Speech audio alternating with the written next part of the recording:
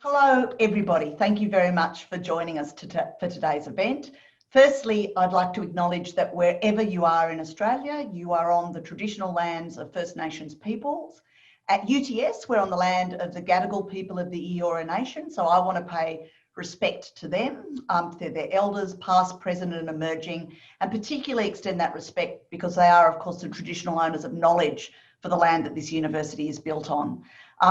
Everyone else, one of the nice things we've been doing in these sessions is type into the chat where you are, whose land are you on, who is the First Nations peoples that you want to pay acknowledgement to today, and it's lovely to watch it all come up in the chat.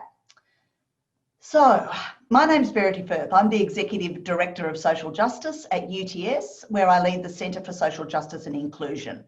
It's my real pleasure to be here today, joined by some very distinguished guests, Professor Attila Bruns, Angela Barney-Leach, Professor James Anavantakis and Professor Stan Grant. And I'll have an opportunity to introduce them all properly in a minute. But a little housekeeping before we get started. Now, the event is being live captioned. To view the captions, you can click on the link that is in the chat, and you will find the chat at the bottom of your screen in the Zoom control panel. The captions will then open in a separate window. If you have any questions at all during today's event, please type them into the Q&A box, which you will also see in your Zoom panel. You can then upvote questions that other people have asked, and we will have an opportunity for those questions to be asked of our panelists, so please do that. It's an online event, which means things might not necessarily go perfectly. We have had speakers, just drop out in the past, but bear with us. We will do absolutely our best to reinstate them, and just bear with us if anything does go wrong. So today's event is the second in our webinar series around the future of education towards 2027. In this series, we are considering what universities can do to make access to education equitable in the near future, which of course is a future weighed down by financial unease, changing social conditions and unrest.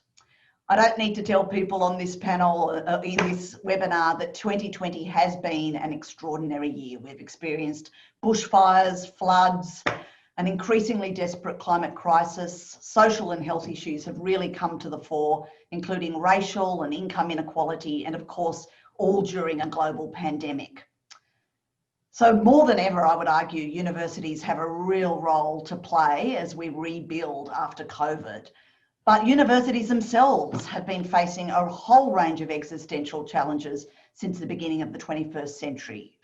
Global rankings, international student income have all driven competition between universities and have shifted a lot of the political rhetoric around the purpose of higher education away from the delivery of broad social benefit and towards a much narrower definition of our purpose, the private benefit to individuals. This rhetorical shift fundamentally affects universities' relationships with civil society more broadly. Now, many Australian universities have recognised this, and we've seen and totally see that we need to maintain this focus on public benefit. As public institutions funded with public money for the purpose of public good, we can build a trust relationship with citizens based on opening our knowledge infrastructure and making it accessible to all. Universities must work with, not on behalf of, society. This means building relationships with business, industry, government and not-for-profit organisations, and not seeking to have sole ownership of the knowledge that's created through those relationships. Despite the continuing global focus of universities, we also need to support the local communities that are on our doorstep, which we also draw much benefit from. So in 2020, we've come to a turning point. How can universities support communities and prioritise community needs in the face of the challenges that we now have? Poor old universities. I love working in a university, but we're criticised from all sides of politics. For many people, we remain institutions embodying past imperial practices. Across the political spectrum, universities are seen as aloof and elitist and disconnected from the real world. But in so many ways and in so much of the work that we do, we really are the very opposite of that. Community engaged research, teaching and practice is based in reciprocity, meaning that both the university and its community, government and industry partners bring their knowledge and resources to the table. They both contribute and learn from each other. Responding to big issues or complex problems requires connecting people across sectors and disciplines, using the range of experience and expertise towards collective problem solving. And to do this, we need the strategic and intentional support of the whole of institution, of our academic and professional leadership, faculty and senior executive leadership. Will we be able to maintain this focus on engagement as universities come under unprecedented pressure? That's the focus of our conversation today, and I'm looking really forward to the views and opinions of our distinguished panel. So, to kick us all off, we have a keynote. It's our pleasure to welcome Professor Attila Brungs, UTS's Vice-Chancellor and President. Professor Brungs is a Rhodes Scholar with a doctorate in inorganic chemistry from Oxford University and a University Medal in Industrial Chemistry from the University of New South Wales. Some of Professor Brungs' present key appointments include the Australian Technology Network of Universities Chair, the New South Wales Innovation and Productivity Council, the Committee for Sydney Board, and the Australian Academy of Technology and Engineering Fellow. His experience includes many distinguished passport and committee memberships, including not-for-profit organisations, in addition to numerous state and federal government and institutional appointments, including the leadership of the National Priorities Industry Linkage Fund Working Group, which I hope he'll talk a bit about today. So welcome, Attila, and over to you. Thank you, Carney Verity, and a very warm welcome to everybody who's joining us today. Before I proceed, I'd also like to acknowledge the Gadigal people of the Eora Nation. It's upon their ancestral lands that UTS campus stands, and similarly the Gringo people of the Eora Nation. That's where I'm dialing in from in my house. We honour and recognise their place as part of the oldest continuing cultures in the world. And as Verity said, acknowledge elders both past and present as the traditional custodians of knowledge for this land. And as a university, knowledge is at the heart of what we do. Knowledge is at the heart of how we try and engage with society. Knowledge is at the heart of how we try and use that knowledge to progress society. So at UTS, I often talk about, Verity mentioned it, and pretty much most of my speeches talk about that UTS and universities exist solely for public good. That's what the institution's for. Not just for those who pass through our doors, not just for those who we teach, not just those who work there, but for all society. And this role, while critical at any time, is even more important when society faces great challenges. And that's an easy thing to say, but it's much harder to do in very concrete fashions. And again, you know, you can do things when times are good, but when times are challenging, when society needs us most, that's when we have to be most focused of how do we continue that role in an unabated fashion. 2020, as I'm sure you're all aware, has presented many challenges for all of us and for society. But I have been immensely proud of how UTS has stayed true to its purpose as an agent and an institution for social progress, to transform communities through our research, through our education and practice, and very importantly, through the way that we engage, the way that we link up with broader community. In the first week of the pandemic alone, we had over 50 academics from across the university volunteer their time to work with the state and federal governments and community groups to tackle the challenges of COVID. Even now, we have literally hundreds of academics working on programs to help the economy recover, to support the government, to alleviate some of the economic and social impacts felt by members of our community and Australia more broadly, but often tackle some of the more insidious problems that happen. For example, we've got a wonderful group at UTS who have done the research in and now getting the policy response to already disadvantaged members of society who are increasingly disadvantaged in this COVID response and in this post-COVID world, but who are often invisible to current policymakers. As well as doing vaccines, it's those small things about how do we help disadvantaged sections of our society that cannot be forgotten. Early on, UTS, like most other universities, and I'm proud of the whole university sector on this, put in place significant student support packages, including, of course, international students who are particularly hard hit, and to support all of those hard hit in our community. Now at UTS, and I know across many universities, embedded in this package wasn't just money, hardship funds, but also a program where the university hired as many as we possibly could UTS students as community ambassadors to work in the community sector organisations such as Odd Harvest, and again, helping those who most needed assistance during the package. The students targeted for the employment program were, of course, students who are in dire need of financial support, and often again international students not eligible for government assistance. This program has gone a long way to support both our students and community, but we acknowledge the incredible hardship that is continuing and will continue for a while. For many universities, our COVID response has been a great example of university engagement with government, industry and community. As Verity said, however, universities are facing very difficult financial impacts. It would be easy and tempting to look inward, to become smaller, to try and cut what people regard as non-core. But for me, as I said right at the beginning, core to a university is how we engage with the community. Core to a university is how do we support society through tough times. So now more than ever, it is critical for universities to recommit to this fundamental social purpose and connect and try and improve the way we connect with the communities that we serve. I think Verity mentioned it amongst a lot of things that I'm doing at the moment. Recently, the government established the National Priorities and Industry Linkage Fund, worth about 900 million from 2020. And the aim of that is to help universities engage with industry to produce job-ready graduates. One of the things that I'm particularly proud of in this working group is right from the word go, the whole working group agreed to expand and ensure that the definition of industry included wider community groups, that partnerships universities have with community organisations, non-profit sector and government agencies working community are a critical part of the word in that industry. That reflects the core function of Australian universities, at least, as civic and community engagement as part of what we call this broad industry engagement. But for all of those who've done it before, engagement is challenging. It is not easy. It is varied, it is different. And it's more than just reaching out to different community groups. It's more than just equipping our students with critical skills. And don't get me wrong, whenever I think about a university, the biggest impact we have in society often is the incredible students that we graduate every year who go out and make the world a better place because of the skills that they've learned, the networks that they've done.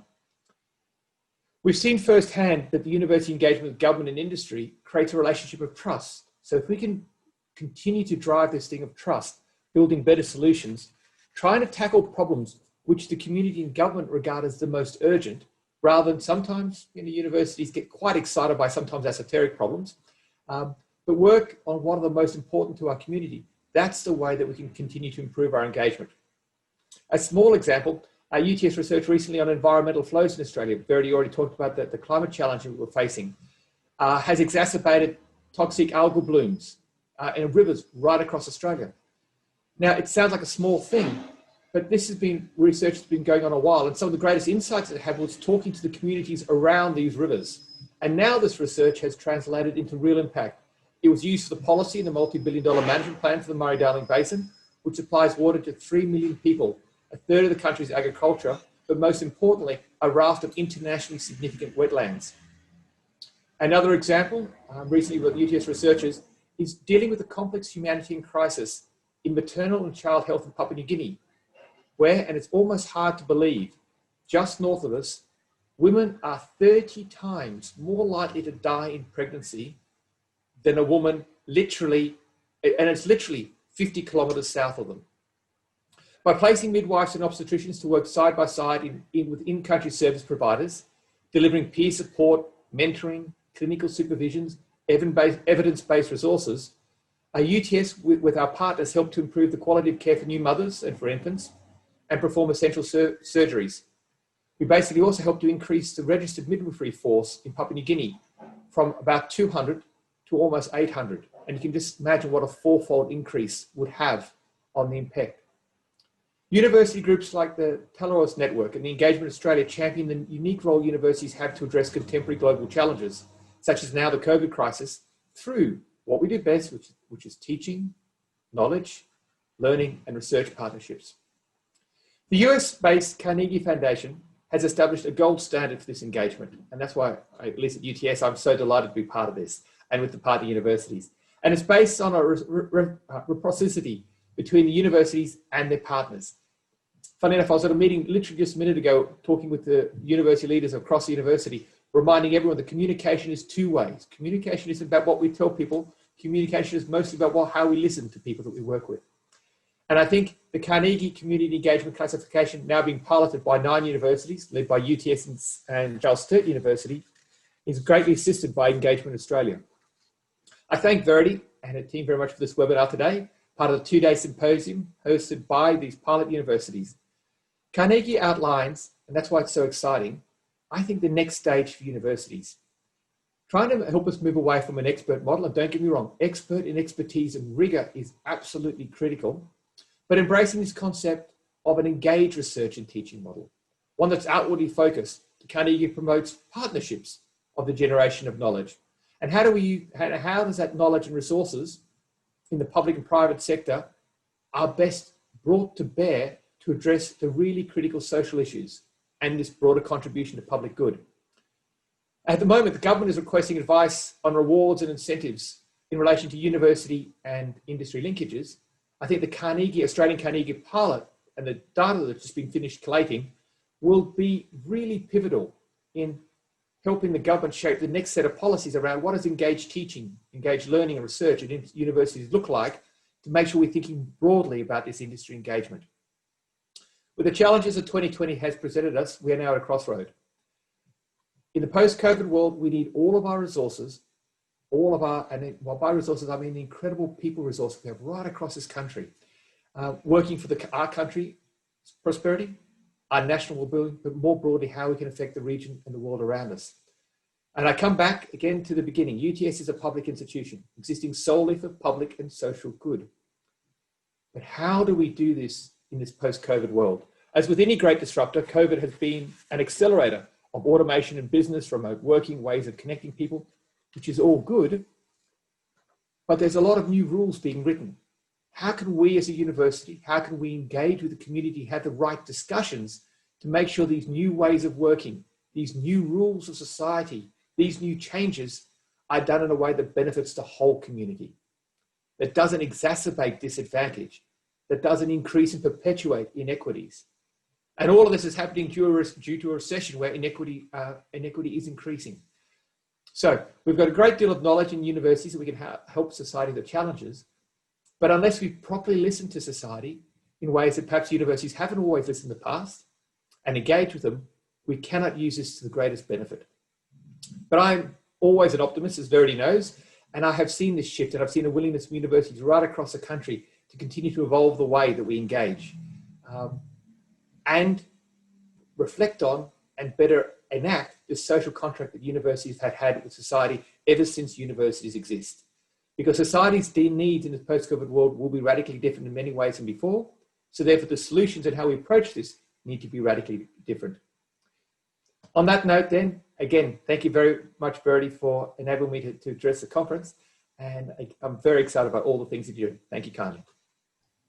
Thank you very much, Attila. That was great. Thank you for introducing. Attila, unfortunately, has to run off, but we do thank you for the time that you've given, and just feel free to log off when you're ready.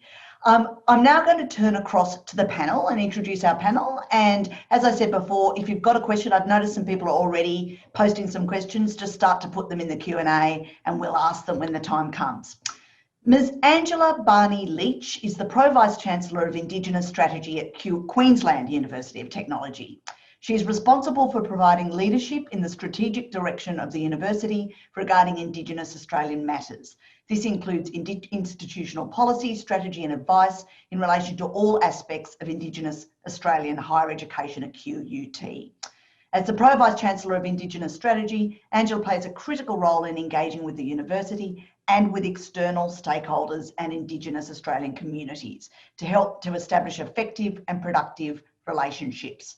Angela also has significant experience in Indigenous Australian education and strategic policy. She was the Director of Indigenous Policy and Strategic Innovation for the Queensland Department of Education. And in that role, she was responsible for leading strategic development of education policy on Indigenous issues within Queensland. So welcome, Angela, thank you.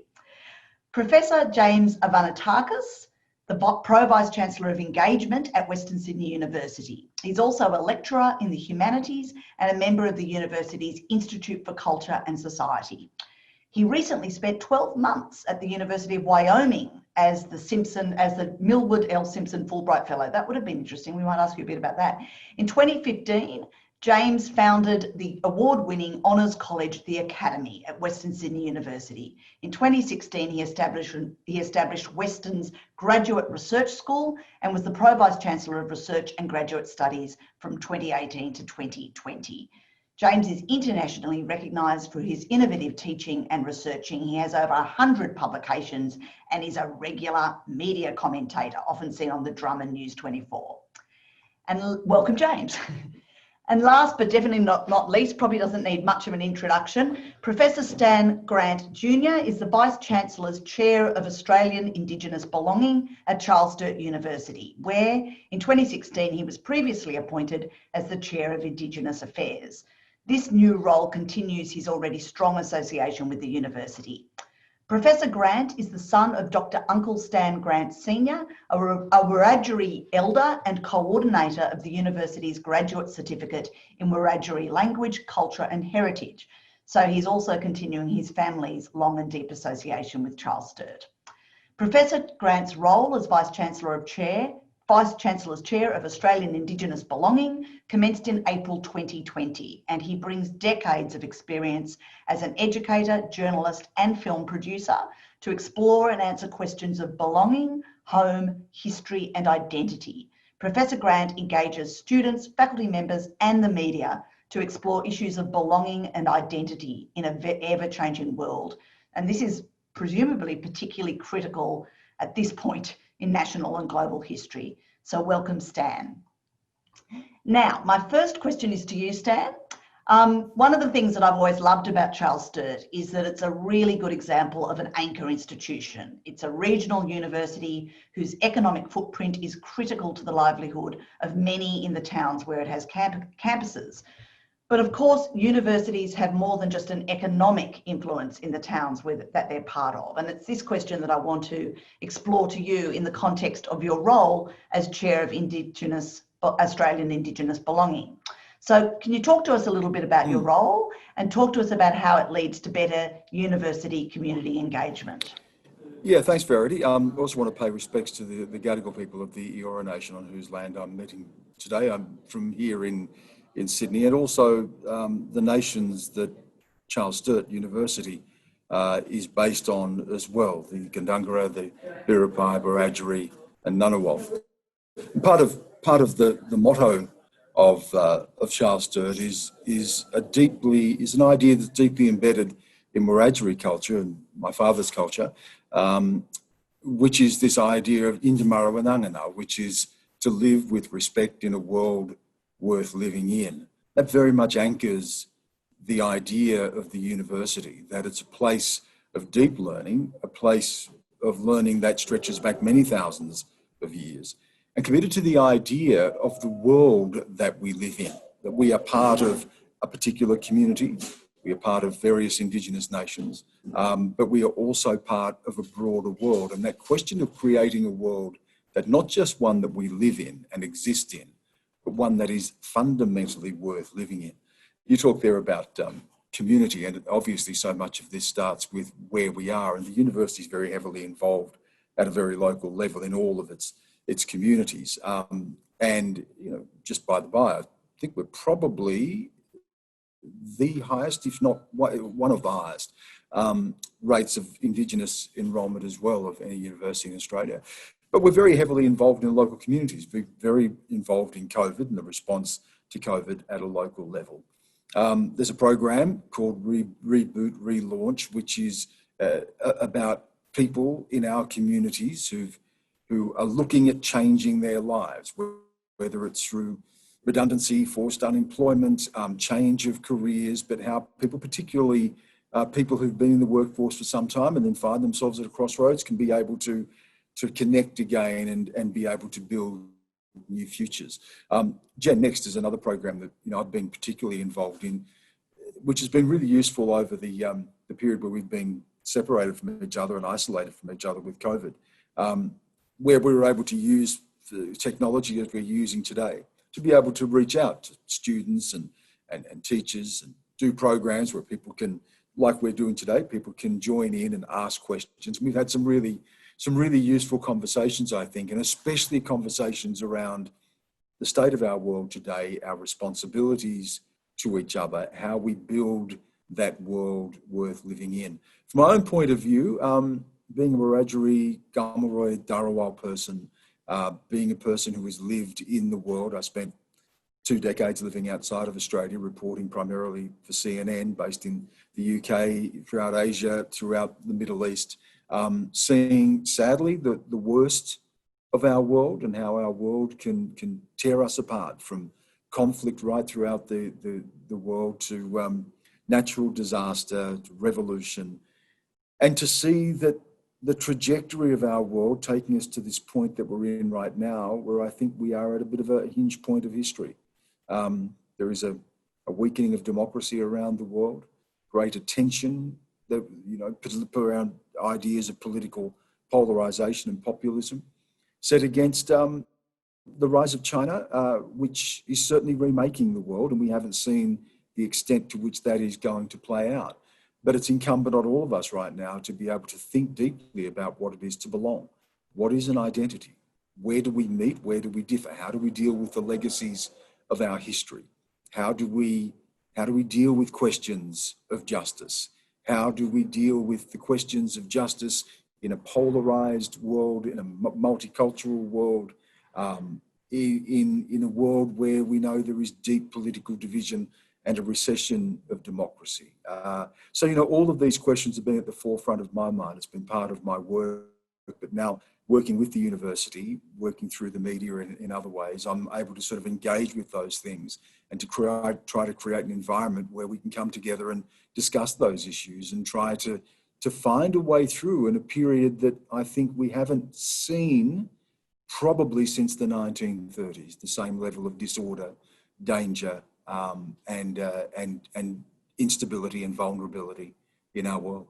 I think thank you for that. It's a great opening, and it sort of harks back to what Attila was talking about too, in terms of new rules are going to be created and how do we actually influence those rules. So thanks for that, Stan. James, Western Sydney is also an anchor institution, but it's in an urban setting. And I wanted to talk a little bit about the history of WSU and its community engagement, and where you think, I suppose, more generally, engagement's heading. Yeah, thanks, Verity. And too, I want to acknowledge the Murrugal people from the Eora Nation, where I am today on the banks of the Parramatta River. Yeah, look, Western Sydney University was very much established, over 30 years ago, to be the University of Western Sydney, because there was no real representation of higher education here. And it's great now. You go to Parramatta and you see campuses from universities from all over the place. And the idea, I suppose, the university has changed dramatically as the Greater Western Sydney has changed, and it's now a region of over 2 million people. And if you take that section alone, it is I think the 4th largest economy of Australia, with so many languages spoken. I mean, the way that the university, I suppose, has been become a successful anchor institution is that it has developed and changed as the community has changed. So, we identified that there was a need for a medical school, and we worked hard to establish a medical school because communities living in such high sort of multicultural settings and complex cultural settings need to have their own sort of medical challenges, which is different from, say, you get from inner city health challenges or from rural health. So that's one of the things. Developing, I suppose, along with the aspirations of the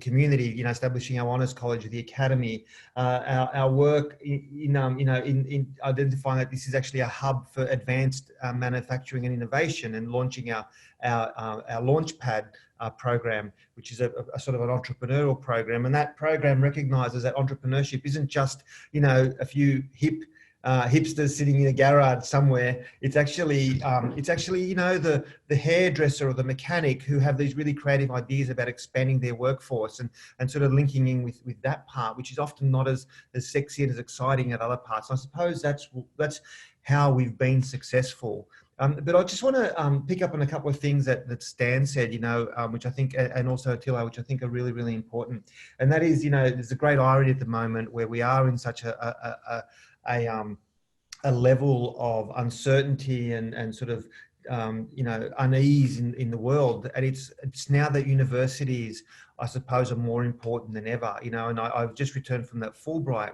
which you mentioned, and that's part of a cultural exchange.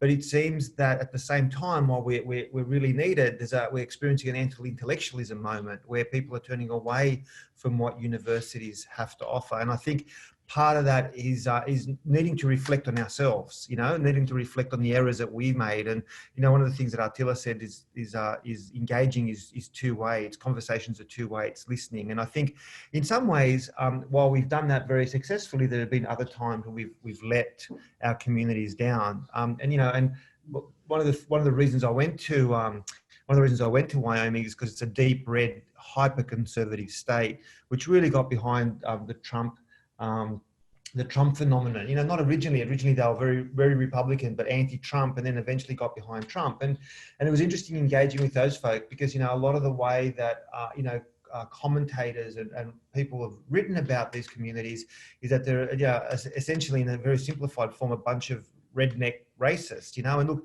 anti-immigration and so on. And look, there's no doubt there's an element of that, as there exists an element in all communities, but actually there are a lot more subtle things happening, a lot more complexities and layers happening. For example, the Green New Deal, it's a whole industry, it's a whole state based on extractive industries. How do we take people with us as we transform into a green economy? So I suppose they're the things that I think the future of engagement. I suppose and I think that's a really good question to ask ourselves. And the title of this panel being engagement endangered, or is engagement endangered, is really important, because we need to recognise that what engagement is not always the same thing. It changes rapidly, right? And the needs of our communities and the way we engage with them has to change rapidly. And it is messy. It's not always neat, and it's not always easy. And there is, as Attila said, a tendency when that happens is for us to turn inside. But it's now more than ever where we are experiencing these kind of anti-intellectual moments, or these kind of these sort of moments where the universities are challenged, that we really do need to really push outside. And I suppose I would like to see us continuing to push that, keep on pushing the boundaries. And I suppose the thing to say to finish off with, really looking forward to hearing Angela speak as well, is to say that that one of the challenges that we have is, as we get better at what we do, it's easier to get lazier at what we do, that we assume that we can rest on our reputations. And I think, we'll hopefully touch on rankings, university rankings later on. And as you climb up the rankings ladder, there's always a risk you're going to believe your own press. And then you're going to say, yeah, we're number 1 here, we're number 6 in the world here, we're number 4 here, whatever that is. But really the question is, the people that live around you and the various communities that we serve, rankings may mean something to them, but how do we improve their everyday lives? And that's something that we should always be grounded on. And just to finally say that part of the portfolio I'm most proud of is our schools engagement unit, which is about getting out to schools, from the Fast Forward program, which is aimed at our First Nations students, to the Path, which is a Pacific Islander program, where we talk about aspirations and goals and bringing culturally relevant materials. That's that stuff up here, fantastic. Rankings, love them, but it's that really grassroots stuff to me that is what we also need to make sure that we never forget. That's excellent. Thanks, James. And that's a good segue to the question that I want to ask you, Angela. So, Angela, in the Campus Morning Mail, you wrote that before starting your role at QUT, you met with a peak Indigenous Australian organisation about what research the university could do to support them. And they responded that no university had ever asked them that question. And you write, quote, "This led me to think about the role of universities in the lives of Indigenous Australians. In the era of reconciliation plans, key performance indicators and employment strategies, how and why are we still excluded? Why are we not part of the university knowledge knowers, but objects to be known?" And I thought that was just brilliant. So is there still a big gap in the way universities approach community engagement? And I think there probably is in general, but Indigenous community engagement in particular. And what do you think needs to change? There's chasms in between the community and universities. And it's interesting, I've been listening to people talk and writing down little notes over on the side here, because engagement really hasn't happened in any meaningful way with the Aboriginal community yet. So it's not endangered because it hasn't really started. So it's an interesting discussion on the panel. And I think we are historically, we were just sources of information. We didn't actually hold any knowledge. And people would come in and gather that kind of information and then leave. And typically that's what a lot of academics continue to do today. And that really ignores the way the rationality of the relationality of Aboriginal culture and the way we sort of connected and our relationships are formed. And so we've continued this kind of give and take as a university through with the community. And I find it interesting hearing people who work in the university talk about the community. And because I only came to here about 18 months ago. And so I was kind of like on the outside looking in, and I'm thinking, oh, you didn't really have a relationship with us to lose. I actually worked 10 minutes from a university and never came here, never came and had a look. So when the community organisation is saying, no, you know, you only ever come here because you want our data or you want us to talk, thinking, well, that was kind of my kind of view of universities. And I think when we were talking before about local, what's interesting in the Indigenous space sometimes is the local community tends to be ignored, particularly if it's an urban community. There's a lot more funding for remote communities, a lot more focus on remote communities, and there are specific needs that need to be dealt with in a remote community. And so we just can't lose focus on them. But the urban community also has a lot of need, and we tend to brush past our local communities and go to remote areas. And I think that in some way that goes back to ignoring our connections in Aboriginal communities. I've had phone calls from remote communities, people ringing me up since I've come here going, this academic's shown up, they want to do research with our community. How good are they? What are they doing with your mob down there? You know, you have to have an answer to that, and sometimes there just isn't one because those connections are not happening in your local area. And I think that academics don't understand that connection in the Aboriginal community. I also don't think they understand the non-Indigenous low SES community a lot, which is I kind of grew up in that sort of area. They don't really understand non-Indigenous spaces, and I don't think they understand that they are viewed as external people coming in. And I've actually heard academics talk, and they worry more about what the other academic thinks about them than what the community or the organisations kind of out there are thinking about them.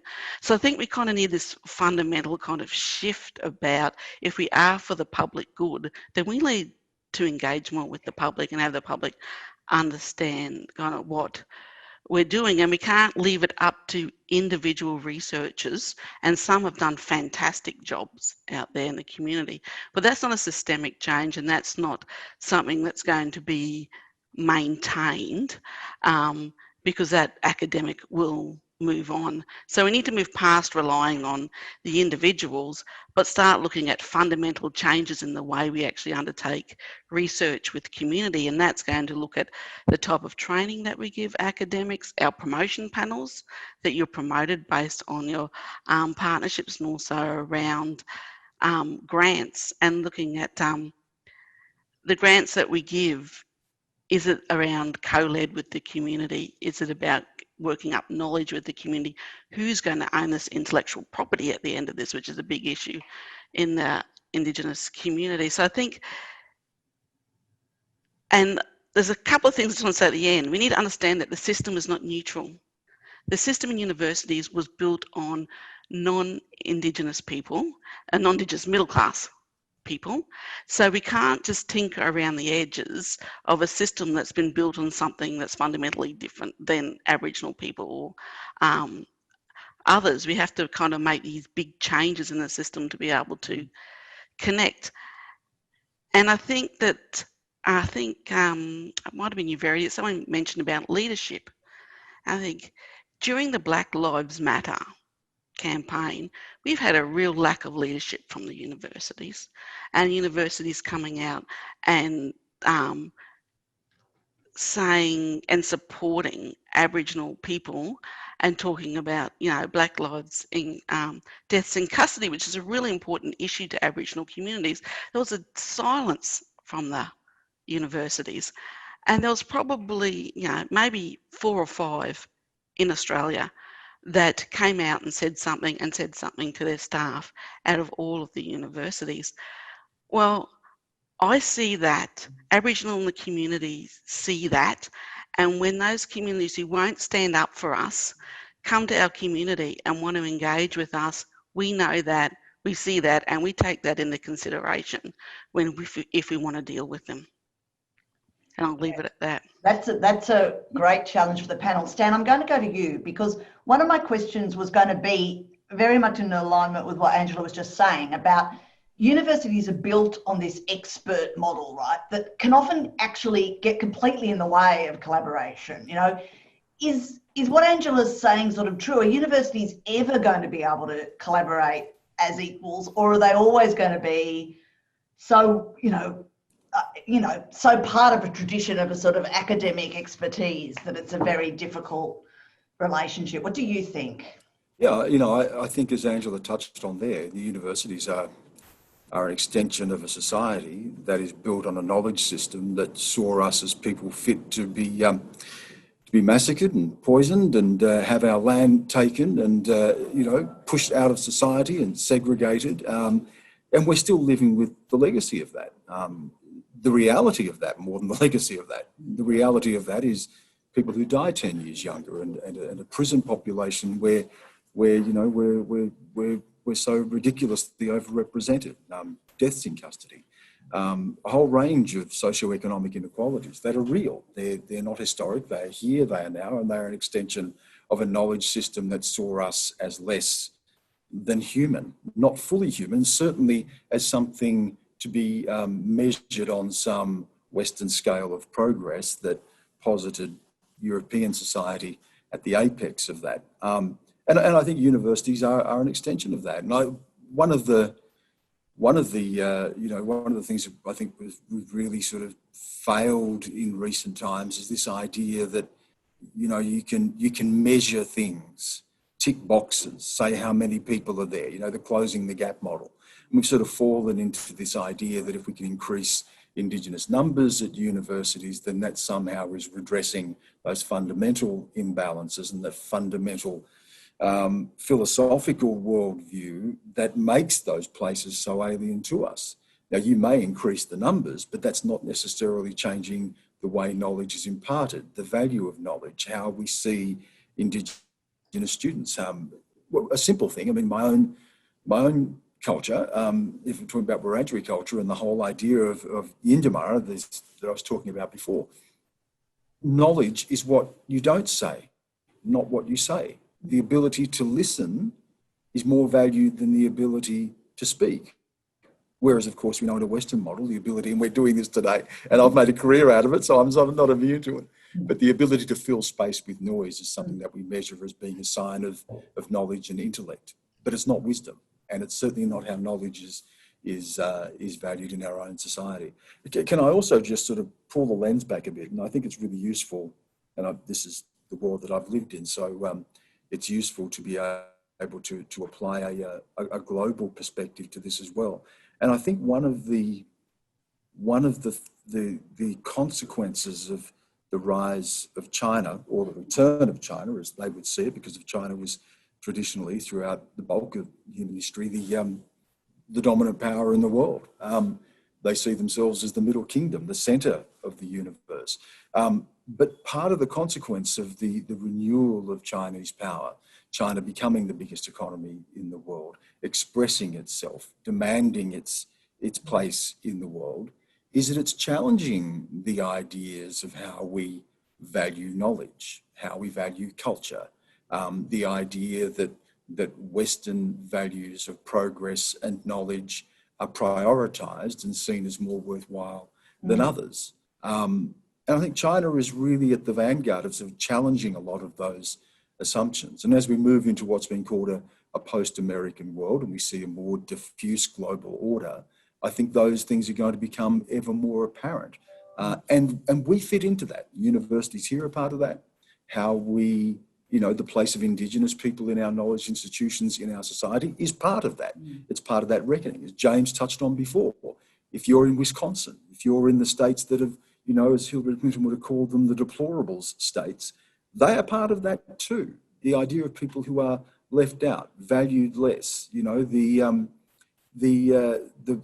assumptions of meritocracy that don't value the worth of other people. I think all of that is part of this moment of deep inflection and reflection that the world is going through. And Angela's touched on that, James has touched on that, and I think that's where the COVID moment has delivered us. It's accelerated a lot of those things, and it's revealed a lot of those things as well.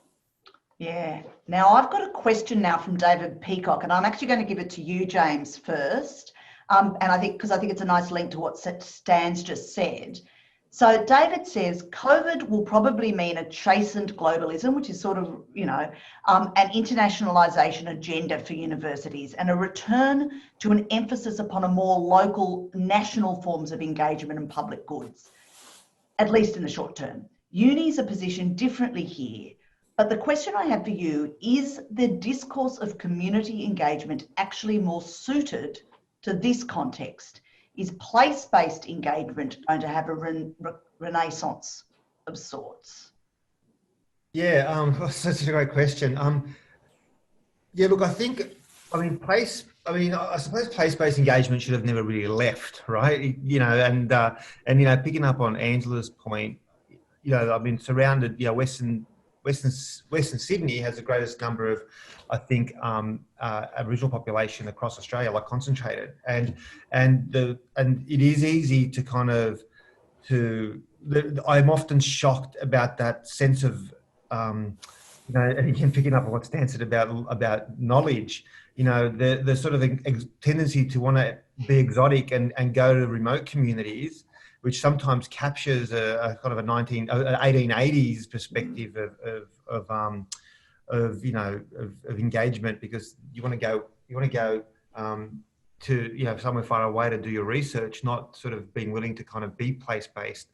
And I think that tendency to want to move away and see and research something that's radically different is definitely something that has crept into universities. And I think that demand for more place-based to understand the localized challenges that our communities face.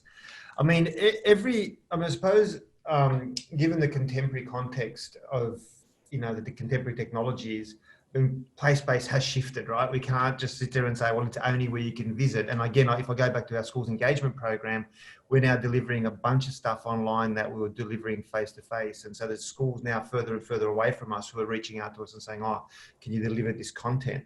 So in a way, I don't necessarily think it's a renaissance of just place-based. I think it's more that there's a recognition that we need to re-embrace it. And also, no matter where you're traveling or no matter where you're reaching out for engagement, it needs to be based on a contextualized moment.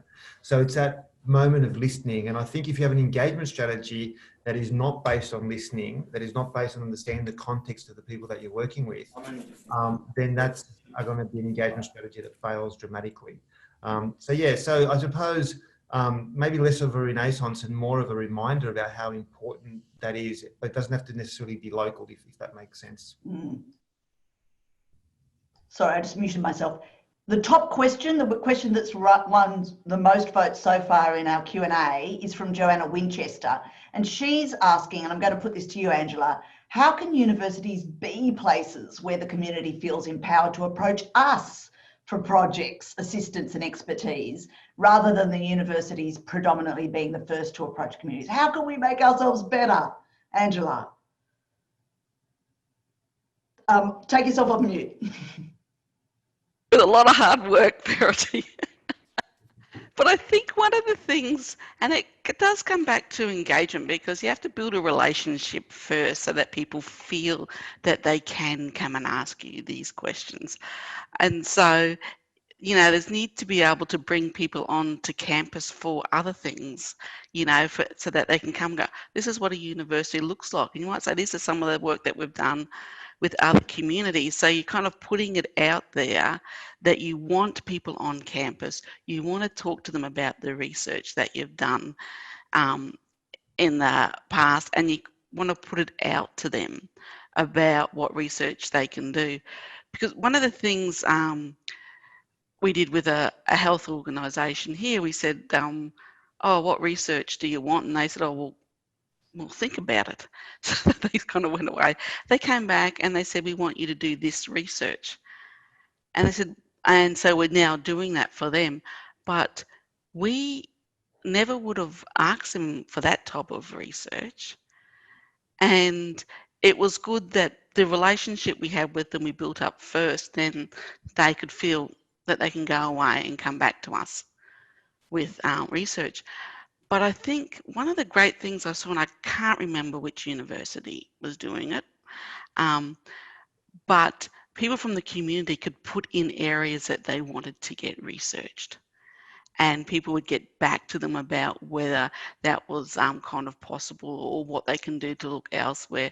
So I think initially people aren't going to come to us. We need to put it out to them and say, we are open to doing community research. We want to hear your ideas, and working with people so they do come and tell us that. If we opened the door tomorrow and said, come on in, no one would probably walk in. But if we actually went out and said, come and engage with us and this is what we're doing, then they, you know, once people get their relationship, then they'll ask those questions and ask for that research. And on that point, I'm going to do a plug for the second half of this symposium, because after 1 o'clock, we're actually looking at case studies of community engagement done by universities during COVID. And they're really good examples of the universities being proactive and actually creating those relationships, or at least building on established relationships to actually do things that are genuine collaborations. Stan, on Angela's point, I was thinking, as Angela was talking, I was thinking about your dad and the role he played in the setting up of the course of knowledge around Wiradjuri and language and culture. That's a good example, isn't it, of a way to make sure that the people, local people, are feeling welcomed, accepted, a big part of the university. Can you talk a bit about that, maybe? Yeah, it certainly has been, but it's not to say that that was easy, and it was something that was driven by the community, and it's something that they very passionately believed in and held on to, and they were able to bring their own knowledge systems, culture, protocols into that university space. But there was 20 years of work that went ahead of that before the university was able to embrace it. So a lot of the work was already done. And frankly, that work was survival. That was keeping us alive, keeping a language alive to say that our people are here. This is the language of this land. But a lot of that work was done. I want to pay credit to Charles Sturt, obviously, for the work that it does in supporting that and growing that. But that came from us. That came from my dad and our elders and people who brought that. There was 20 years of work before the university came on board. And it would still be going whether the university was supportive of it or not. But there was a happy sort of coincidence. They were able to bring those interests together and be mutually supportive. And it's become embedded in the university's sort of philosophy too. It's helped to form, I think, some of the questions, the issues that Angela raised about creating a space that values that knowledge and doesn't seek to assimilate that into a broader sort of Western framework of knowledge. It's genuinely been embraced, and it's become a genuine space for sharing knowledge as well, which has been an important part of the project. I'd also just point out too, I think, obviously we're focusing on universities here, but part of the sort of neoliberal experiment has been to elevate the role of knowledge industries and universities above other work, that head work is more important than hand work. And that's reflected in the growing inequalities of our society and how dispensable so many other people have become as their industries have dried up and their factories have closed down, and the sort of contemptuous way that they were spoken to, that all they really needed to do was go to university and become computer programmers and get with the system. The arrogance of that, I think, has contributed to some of the populist backlash that we've seen in parts of the United States where James was.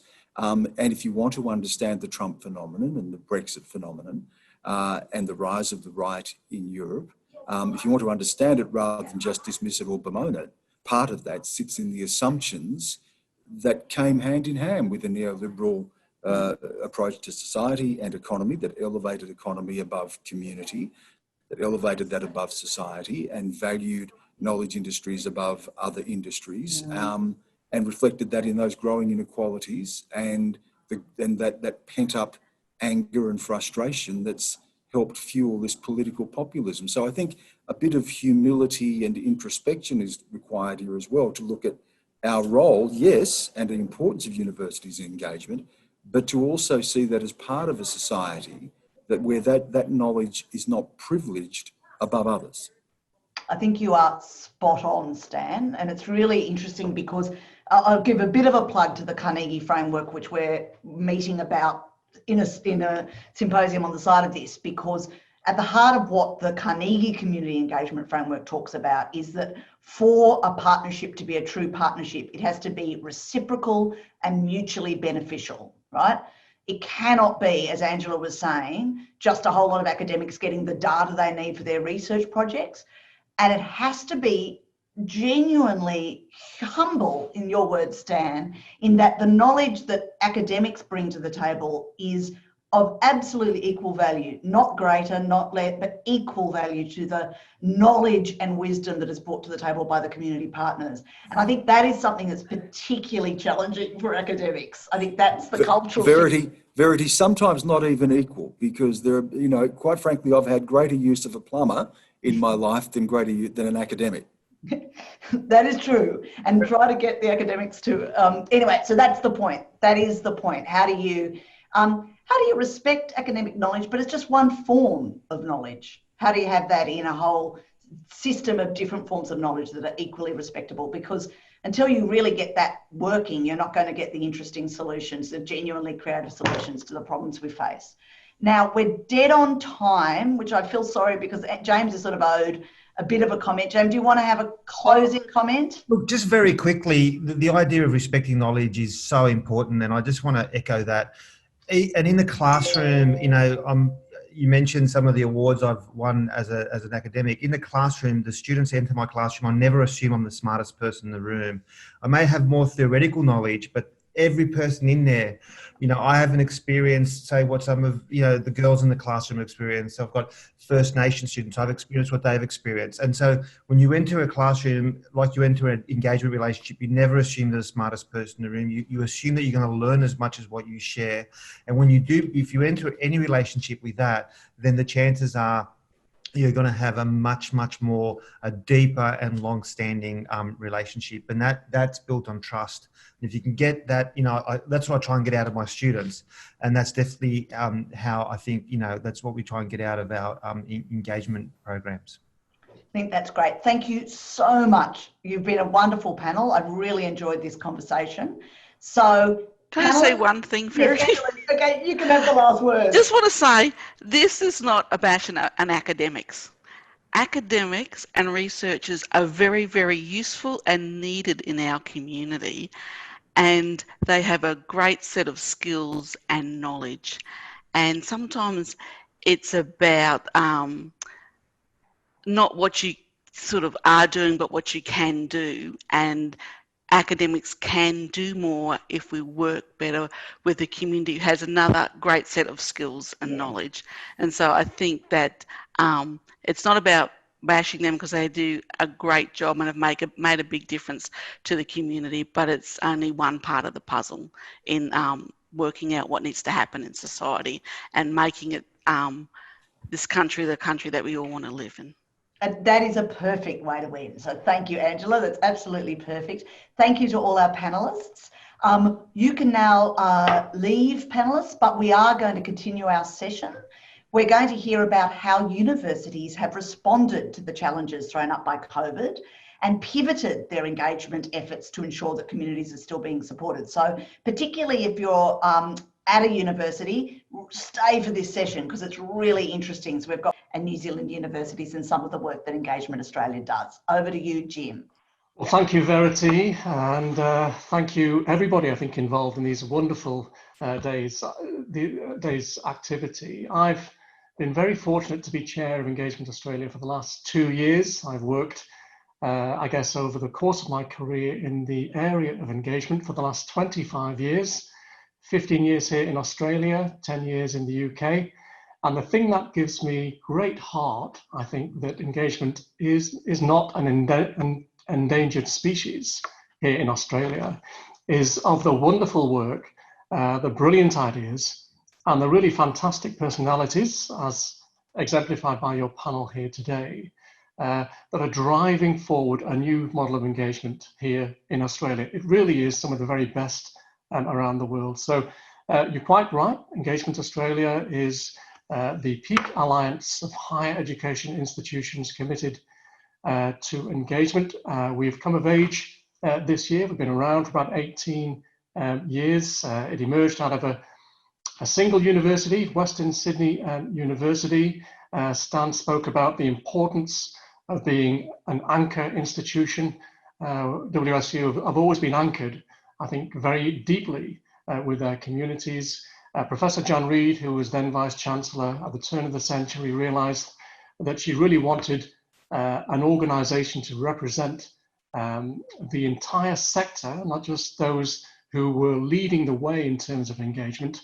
And that led to the creation of Engagement Australia as a not-for-profit organisation that was approved by the Association of Vice-Chancellors at that time. That was a forerunner, of course, to Universities Australia. So our mission very much is to showcase the brilliant work that is taking place.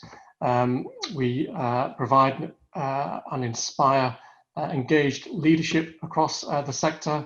We enable peer-to-peer and certainly practitioner engagement. And we provide, importantly, a platform for those conversations and that exchange of knowledge to take place. So we run and have run successfully for 18 years now a national conference, a national symposium. This year, our leadership forum, which is part of UA, focused on the impact of bushfires on Australia. We're picking up on what Stan commented about the importance of different knowledge and different senses of wisdom. We made sure that was included about how universities needed to do things differently in managing those challenges. And then we linked in with some international speakers, in this case with the Times Higher, who run that UN SDG impact ranking list. That was important for us as well. So we have a rich history. We've collated a lot of rich resources over the course of that history. We have an engagement journal that is purposely very readable. So it does have strong academic articles capturing the latest ideas, thinking grounded in the rich literature worldwide. But importantly, we have viewpoints, we have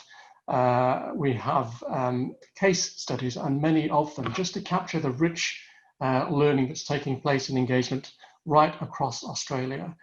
There are really two reasons why I think I've got great hope with regard to how we are advancing in terms of engagement here in the higher education sector. I'm delighted to say, from my point of view, there is definitely a longing for community amongst our sector. So Engagement Australia now represents the majority of universities in Australia from across all of the subgroups, be they research intensives, technology universities, innovative research universities or the regionals. They are represented in this one body. That is important, I think, because our sector is incredibly diverse, and we have to find some sense of unity in that diversity so we can speak as one voice to government and to other entities. One of the great advantages in Australia is that engagement hasn't been imposed from above. Rather, it has emerged from within the universities, which is why we see some of the world's best practice here.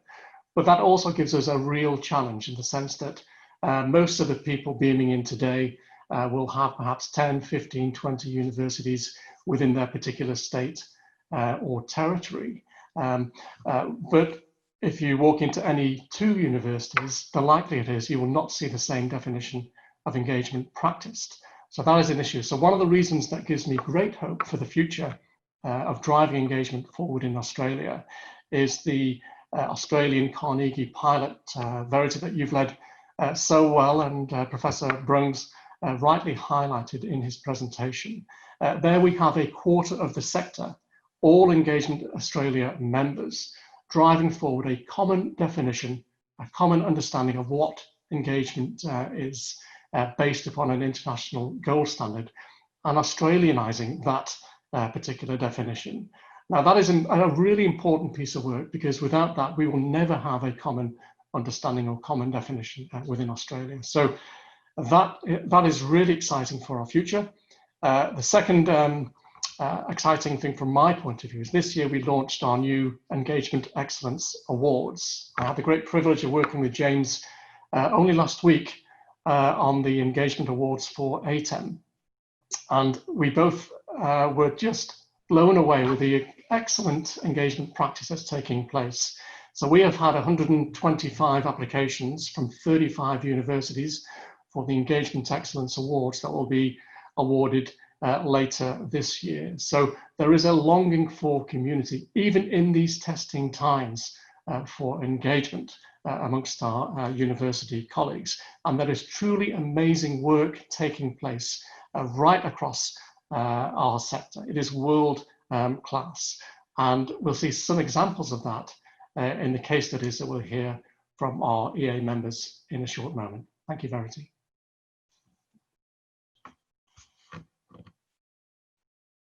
Sorry, I was muted, classic mistake.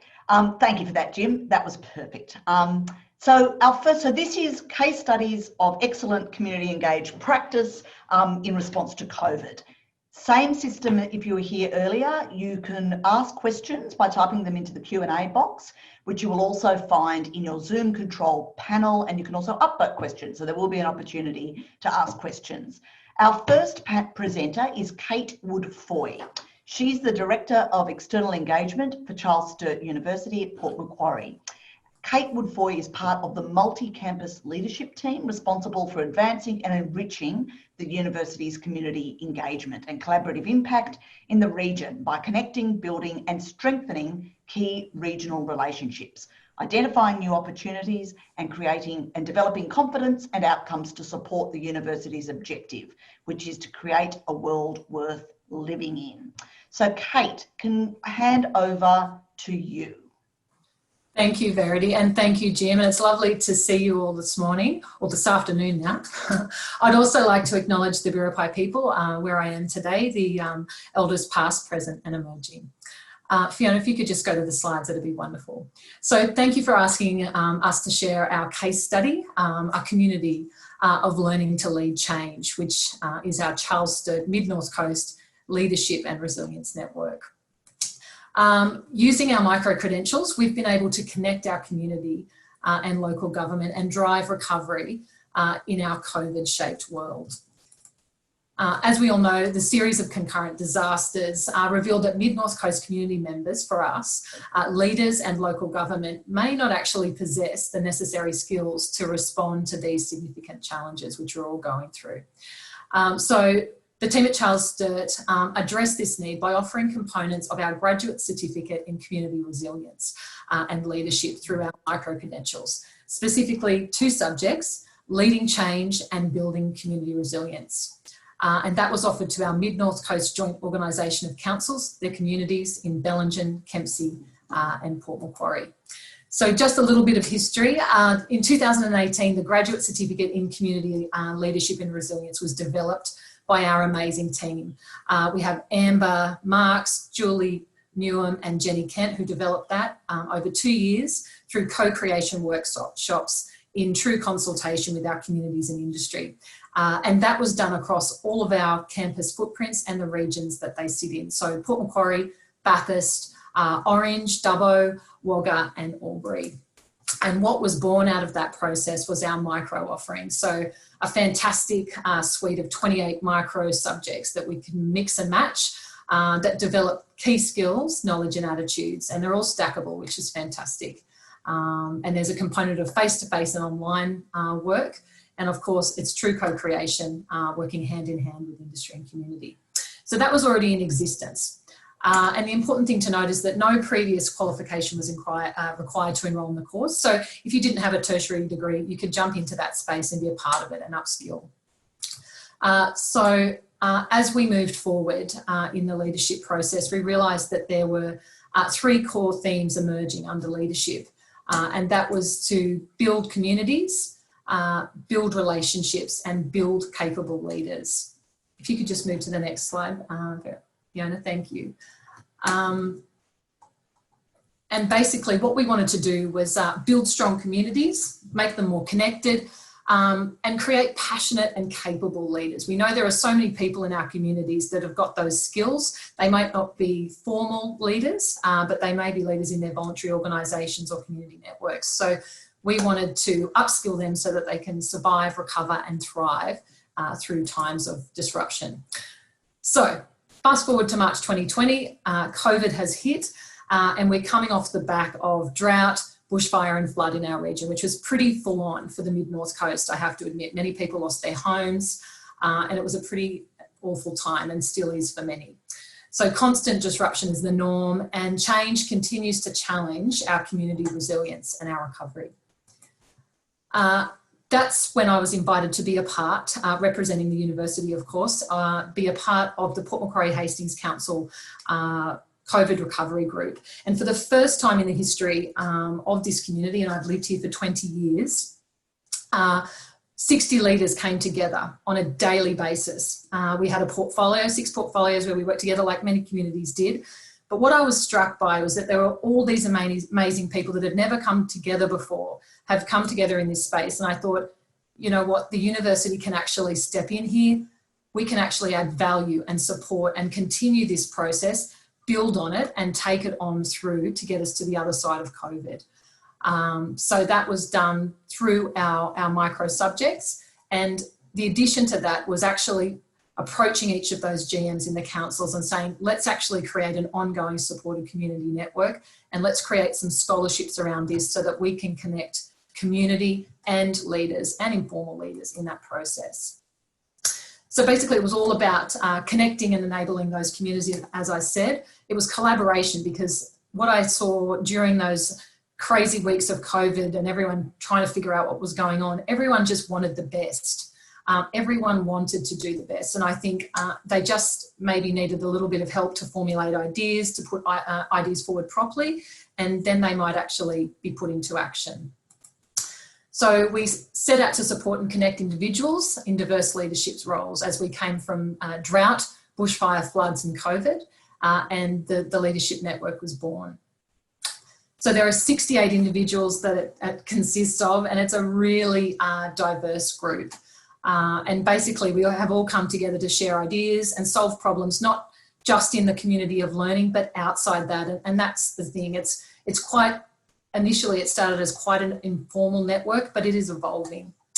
And our area spans all the way from Bellingen up in the hills, up past Coffs Harbour, out to the west in Kempsey and down to Port Macquarie Hastings. And the interesting thing is when we actually put our scholarships out, we had people from outside of the area trying to apply for these scholarships. So it basically was quite unique because it had people that might be retirees, but who are highly educated and highly motivated to help their communities, joining with the mayor, joining with CEOs, all different people coming together. And it was interactive online workshop delivery. Normally it would have a little bit of an on-location component, but because of COVID, it couldn't happen. But obviously that was done online, and it was all about developing the community and supporting that community culture of ongoing learning and team building. And of course, the bonus was at the end, they would also have some credentials that might move them towards a qualification.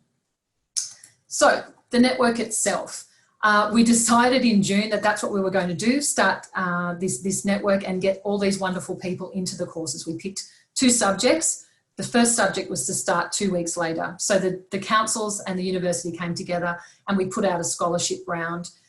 We were hoping, we had no idea really. We thought we might get 20 to 30 applications. We had 90 scholarship applications flood in over the weekend. It was a 4-day window. And we also were flooded with professional developer applications from the councils, which was wonderful.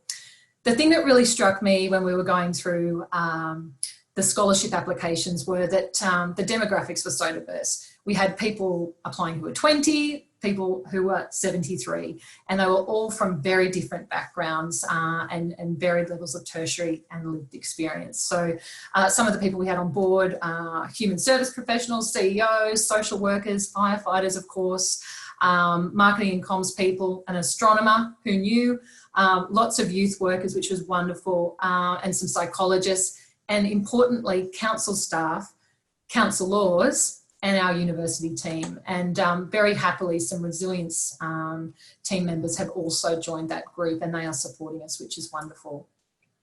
So it's a geographically diverse group, as we said. We've just finished the first subject, leading change. We set out to fill maybe 59 spots. We got 69 straight off the bat, and we're just about to head into our next subject, which starts on the 19th of October. We're all having a bit of a well-earned break from referencing and academic writing in between. But we certainly are, and I just wanted to jump to that next slide, Fiona.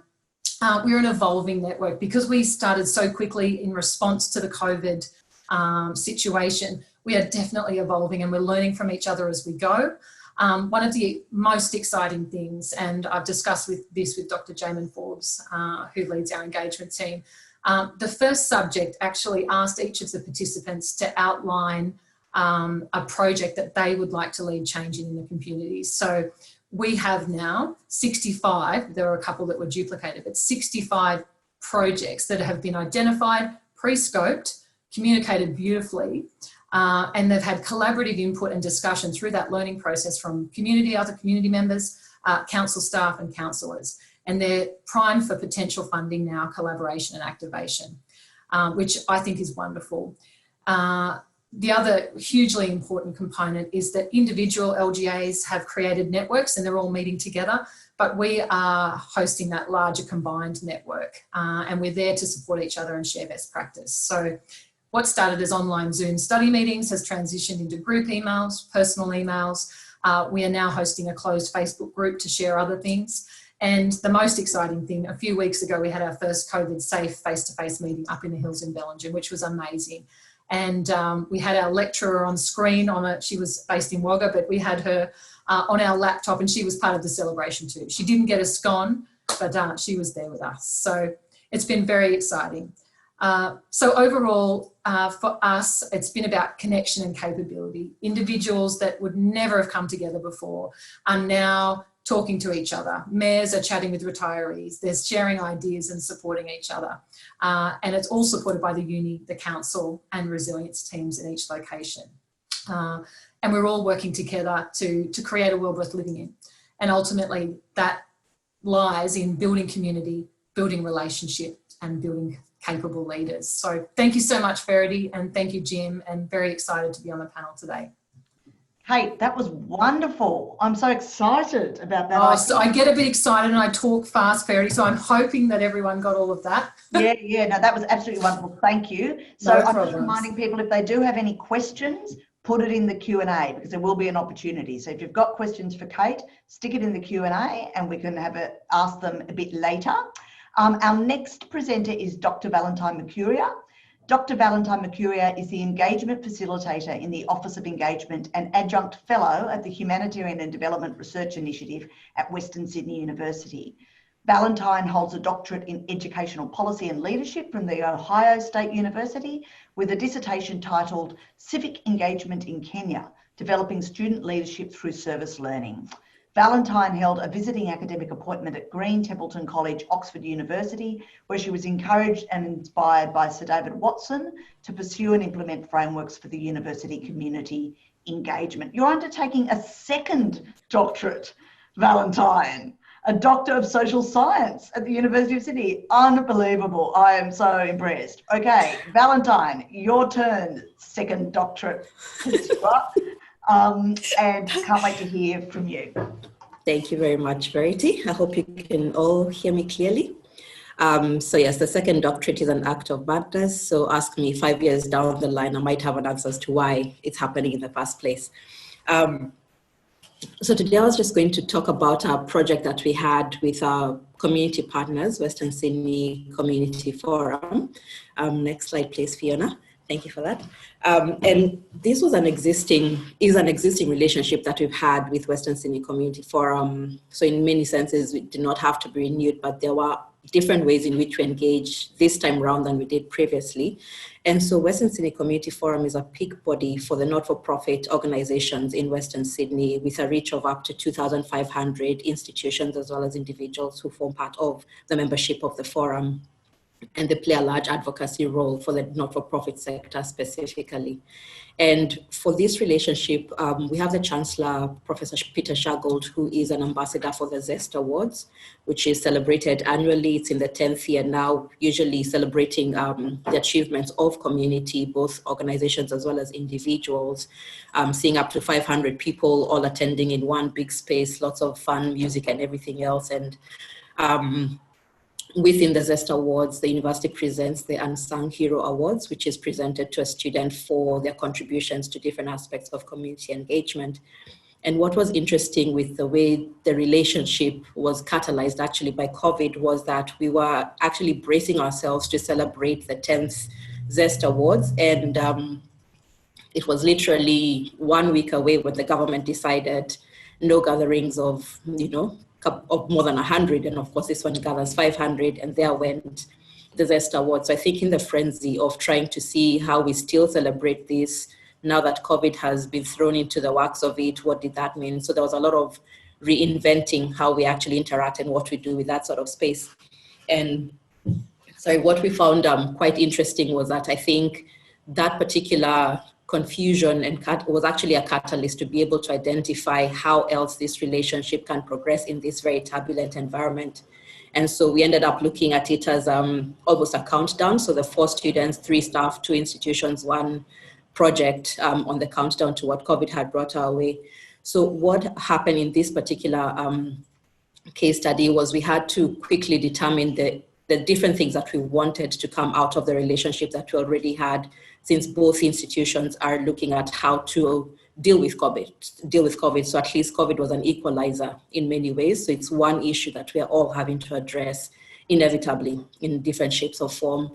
So I think there was that sense of almost camaraderie in the process of, the impact of COVID. We are actually experiencing this together in the first place. So it's not their issue, it's not our issue, it's just an issue we are all experiencing. And so we began to look at ways in which we can work closely. And we started with a conversation of, what's of interest to you, what do you need to know, what do you want done in this space, and how do we work together? And so Western Sydney Community Forum wanted to investigate the impact that COVID was having on the different organizations that they work with. And for us as a university, because we are in community or with community, we are community in that sense. Whatever affected the not-for-profit sector and the clientele that they usually represent inevitably would affect us in one shape or form. And so it was not an issue that they had to deal with, but an issue we had to deal with. And we also recognized that from the university's end of it, we were dealing with the complexities around, placements, face-to-face placements, and the ways we've always done our community engagement service learning brought to an abrupt end because we had to use the technology intervention. So all the face-to-face projects that our students were going to do in hospitals, in community, came to an abrupt end. And so there was that gap in terms of our student experience. How do we fill that gap? And so then we quickly realized in the process of initial discussions that we do both have something to get out of it, but what do we have to bring into it? So I'm very pleased to say that as a model, it worked very well without needing external funding, no injection of new funds and that sort of thing. So it is possible that money does not make the world go round, especially when you're looking at the capacities that you both bring to the table. But that's not to say that money is not needed. So please, whoever has the money to put into this, do not take that I said we don't need the money, just throw it at us while you're at it. But it was that identification that when we are valuing our strengths and valuing our inputs, we are both bringing in different forms of value into this relationship. You know, whoever has the money can bring in the money, whoever has the expertise, please bring that in. And with Western Sydney Community Forum, the university had this research capacity to be able to conduct this sort of research. Western Sydney Community Forum had a lot of their staff who were actually the ones who did the initial interviews with the clients and trying to investigate the information. They had the software necessary for some of this. We also had that on our end, but as we all know, the fast pace at which the university reacts to something even as simple as an ethics process, COVID did not give us any time to deal with any of this process-oriented stuff. So, you know, we just quickly ran into designing the questionnaires and designing the sorts of ways and who's going to do what part and bring everything to the table. And I think as a model, that initial and open discussion as to what each of us can contribute into this collaboration was what actually took us way further in terms of actually making sure it got implemented and that it actually got accomplished towards that end. Initially, we intended to just include one student because, again, the centrality of the student experience is integral to what we do as a university nonetheless. But from where we sit in the Office of Engagement, we're not an academic unit, we're not a research unit, we're community facing, we're outward facing. But thankfully, because within the institution, engagement is everybody's business, we found our niche in that space. And so we were able to offer a sort of opportunity where we did want to include students so that they can experience the whole process, understand what's going on in community. And while we initially were just hoping to get one student, that would have been great for us. We ended up having 4. So the 4, the more the merrier. And interestingly, they also came from a variety of disciplines. So we had one in occupational therapy, another from the Bachelor of Sciences, one from computing, data and mathematical science, and another from doing advanced forensic chemistry. You know, go figure when we're trying to figure out what the impact is of COVID on the community. But again, what this model showed us was that when you start with the capacity base as the building block, you'd be very amazed at how much the whole 2 + 2 = 5 synergy approach actually takes you, because the students brought a lot of wealth of experience, not just in understanding of community issues, but even just on technical matters, the data analysis, the systems, the structures, and that sort of thing. So it was a really big contribution that they brought into this particular project, which was a big eye-opener for us in terms of where and how the student experience happens. Next slide, please, Fiona. So yes, so from the photo, we realized quite quickly, and I saw this on the, sometimes confusion is a good thing. So COVID has thrown everyone into confusion, and anyone who's not confused is pretty much not experiencing COVID. And what made the difference is what you do then with the confusion. You know, it's new to everybody. Nobody's dealt with it before. So clearly there's no expert in this particular space. You know, COVID has never affected anyone else before. However, we bring in our expertise in the sorts of ways and traditions in which we've worked and how that actually builds into the spaces that we are. So a lot of, you know, questions, a lot of ways of looking at it were quite new in many shapes and forms. And I think that was a really good leveling of the playing field, while again, using the capacity frameworks as a building block for how we then navigate this space.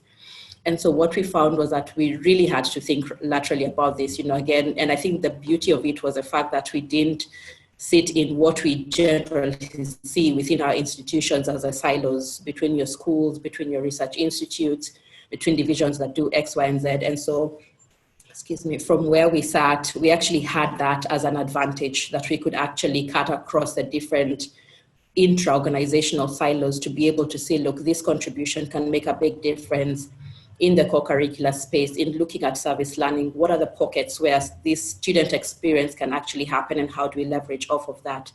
We also looked at this as a platform for creating, for just creating learning platforms. So the reason I put it in brackets as new is because there's nothing new under the sun. And we find that a lot of this work our colleagues are doing in other areas which are not necessarily sitting traditionally in within the curriculum or within the schools or within the institutes. So we found, for example, there are a lot of student leadership programs, so like the LEAD program, the Citizen Scholar program, all of them working with students with that community connection, but because they're not embedded within the curriculum, they almost seem to be operating in a parallel universe. And I think what this showed us was that we need to have really broad conversations as to how we bring all this back together so that we're no longer all talking, having competing interests, and particularly when we know that resources are going to be even tighter, how do we leverage of what we are all doing well that can take us steps ahead? We also looked at just transcending disciplinary silos, disciplinary forms of knowledge. Again, just from the 4 students that we had, it showed there is a really big way forward just in terms of how we use this knowledge, use this experience for those particular social issues. And we found that this particular project really did amplify the transformative experience for all partners involved. So the experience as it was for the students and for the staff, both from the university as well as from the community forum, as well as just even for the clients that the community forum serves, it almost just triggered one big chain reaction as to what we can learn through the process. The actual findings from the research itself were quite staggering in terms of our understanding of the depth of the impact of COVID on vulnerable communities, all not-for-profit soccer organizations, particularly the small and medium ones who did not have the sort of funding base that is necessary to navigate this space. But at the same time, we also discovered that a lot of them implemented a lot of novel approaches that are very community specific that help them deal with COVID in many shapes or forms. So there's a lot to learn from that space in terms of how to deal with COVID, particularly with what's happening at the grassroots levels. And, we just generally came up with the equation that civic mindedness plus ill-structured problems equals student leadership. And one of the students who was part of the project offered the quote up there. I think you can all see it. But it gave her a chance to reflect on how we function as a society and how we can improve services for vulnerable community issues. And I felt my contribution in this project mattered on a larger scale. And what I found particularly insightful from having facilitated this project is the student did identify herself as being part of this broader community. So not just a student who's studying occupational therapy, but a student who in her professional capacity, once she's completed her studies, is part of this community, is part of the improvement of vulnerable vulnerable services to vulnerable communities. And I think just that understanding of I am, because we are the Ubuntu principle, it has a lot of foundations in this sort of work. And I think it's something that we need to explicitly support and encourage and push forward, because again, we're not silos as universities, and within universities, we should not be silos in trying to drive what the work of engagement actually should be. Next slide, please. Thank you. And this being the final slide, I kind of quite like the sort of connotation it captures. We always have this light at the end of the tunnel, but comically it seems to be getting turned off. So I think to me, what this actually spells out is, yes, we are in a very turbulent time and in a very turbulent environment, but engagement, in my view, has been the one way of operating that universities have had since time immemorial that has stood the test of time. And I think we are in the space where we can actually advocate much more strongly for the need to support the work of engagement. I think we almost come to a point where we generally almost agree that, the first chopping blocks off of any budget discussions will be engagement, because we can't measure it, we can't speak about it. But I'm glad to hear a lot of the conversations that are talking about the language with which we're going to actually push this engagement agenda across, because of the understanding of what it actually means, not just to the universities, but to the communities that we serve in general, the communities in which we are. So I think with that, I'd just like to leave it with the principle of Ubuntu, which reminds us all, we're definitely in this space. Universities as anchor institutions, communities that we serve, the rhetoric that we had earlier in the public panel discussion, I am because we are. If the community is not at its best, the university is not going to be at its best. And I think it highlights that who we are and who we will be has to be a journey that we all take together. And yes, money needs to be put in this. It's not one of those things that magically just does itself. Unfortunately, we've probably set the trend in still doing engagement, even with the most meager resources. But we do need to put our money where our mouth is when it comes to supporting the work of engagement going forward. I hope I didn't do Kenyan time. I'm done, I think. Thanks, Valentine. That was excellent. Thank you. And remember, if you have a question for Valentine, please put it in the Q&A. The next speaker is Dr. Matthew Pink. Dr. Matthew Pink is the National Community Engagement Manager at the Australian Catholic University.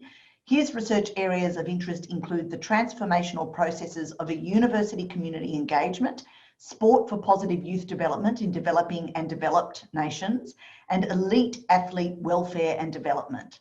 Matthew is passionate about harnessing the power of universities and communities to achieve mutually beneficial outcomes. Over to you, Matthew.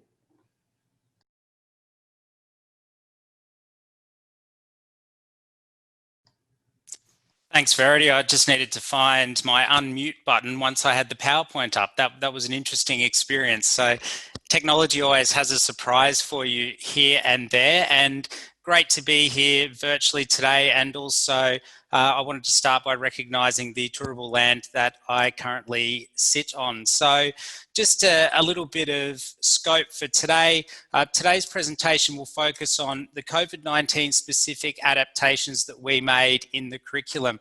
Of course, there were other responses at ACU out in the community, but for a variety of presentations, we particularly wanted to focus on the curricular response at ACU.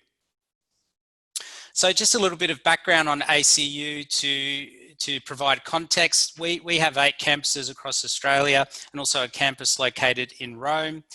We have more than 34,000 students and 2,000 staff, in fact, nudging up towards 2,500. It's important to note that community engagement is critical and central to ACU's mission. I won't read out the mission statement in full, but some 3 key points there are that we're committed to the pursuit of knowledge, the dignity of the human person and all people as being equal in their worth, and also the pursuit of the common good and the common good for all and not just a few. When it comes to the equal worth of all human beings, that also means prioritising work with those groups who experience the most disadvantage and marginalisation. Not only that, it's key and central to our graduate attributes. And I just wanted to highlight a couple, not all 9, that we expect when students graduate that they are ethically informed and able to demonstrate respect for the dignity of each individual and for human diversity, to recognise their responsibility to the common good, environment and society, and also to apply ethical perspectives and informed decision making, and to do this through thinking critically and reflectively. So, community engagement is something that without it, ACU isn't ACU anymore. And I know we're in a turbulent time, but I think that's key to our argument, that it's actually central to our identity. One of the key ways that this manifests is through ACU's core curriculum, which is comprised of 3 units. The first 2 are the core curriculum units that all students at ACU undertake in their undergraduate programs, which focus on issues of social justice, both locally and globally, through the prism of the principles of Catholic social thought. And Valentine, you'd be very happy to hear that Ubuntu features heavily in the core curriculum as well, because we absolutely love that concept.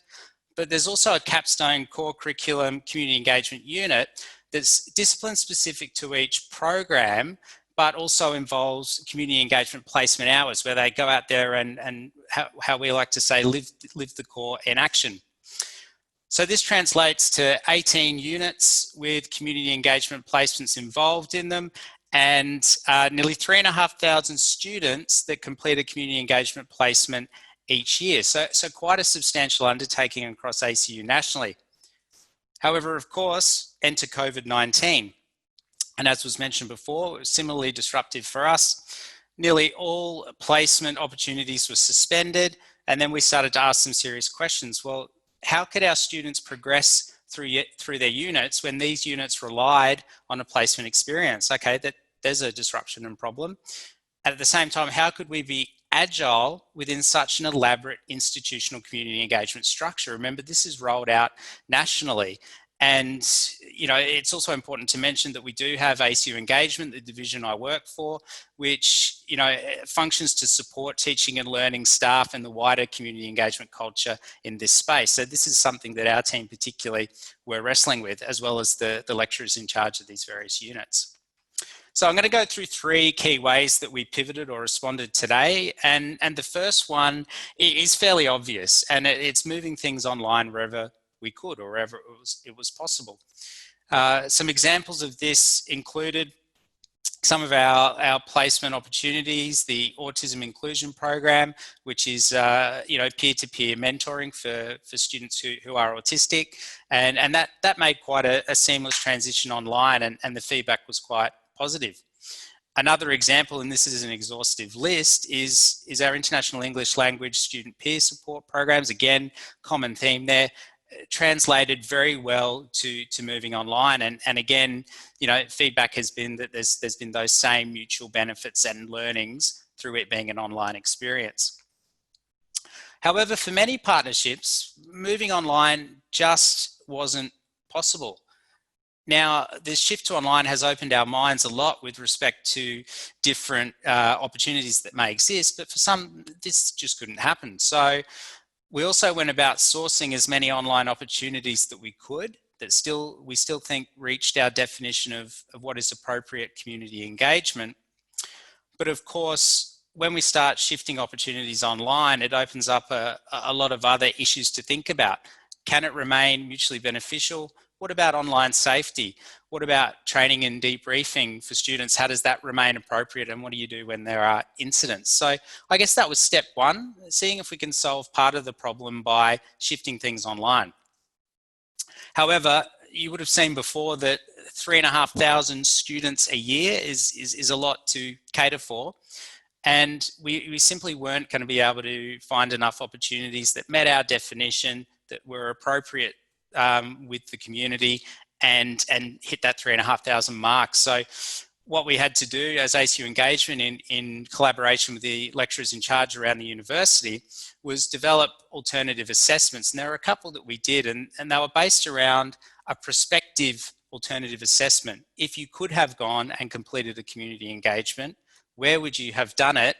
And what kind of approaches would you have taken in line with ACU's 5 principles of community engagement, but also best practice as far as the literature suggests? So we also had to produce them in a way that they met different hour requirements, because we had situations where some students had partially completed their placements and others hadn't even started. So different length assessments. You know, one example there is for 15 hours, and then another one took up what we believed 35 hours as an opportunity, where students could access these based upon their needs to meet the requirements of their units. But we also wrote these assignments in such a general way that the individual lecturers in charge from their disciplines could use them as a common minimum standard template, but then, you know, adjust these and extrapolate to suit their own individual units. Things like add case studies that were relevant to their discipline, or however they needed to adjust it.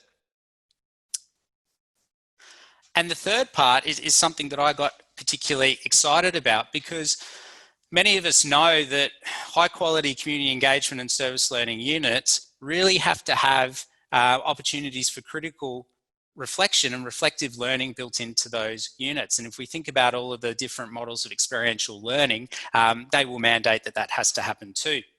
But we had a problem.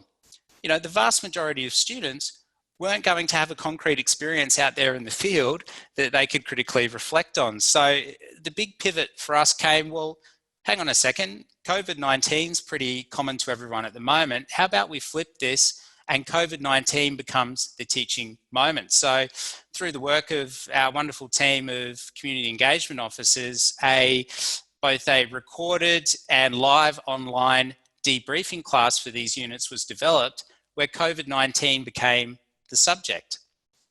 So we used Gibbs reflective cycle in this, and ACU's CE principles, the 5, which you can access via the ACU website, and using COVID-19 as the subject to exploring how this has impacted the learning experiences of students. You know, just about everybody has been impacted by COVID-19 in some way. So we thought that was a good starting point. Impacted groups experiencing disadvantage and marginalisation, but importantly, created newly vulnerable groups. Now, we've seen particularly the impact on international students Australia-wide, and ACU had some responses there as well, but also the the newly unemployed people, how it's exposed, the problems with insecure work in Australia, which many people were already starting to make noise about, but it's really brought it to the fore. But again, this gave an opportunity for the depth and level of critical reflection that we would hope students could demonstrate by the end of these units, and it actually worked really well. We also were able to seek some student feedback on some of our adjustments during semester one, and this was conducted by Dr. Jenna Zordigan, our Evaluation and Strategic Projects Manager, and the reference there makes reference to the case study in the latest issue of Transform, which I encourage all attendees to engage with. Now, this was on a sample of 119 occupational therapy students, and it was interesting that 92% of these students who couldn't attend a placement felt that the alternative task led to at least a moderate increase in their understanding of community engagement. Now, I don't believe that anything virtual will ever quite match going and doing it in person, but in some situations we don't have a choice and we want to get as close as we can. 65% rated this increase as a lot or a great deal. And when we asked how this experience could have been improved, many said virtual placements, 35%.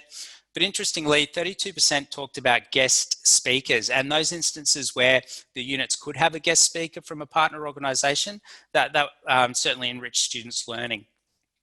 So, and a last slide to finish off. So what did we learn?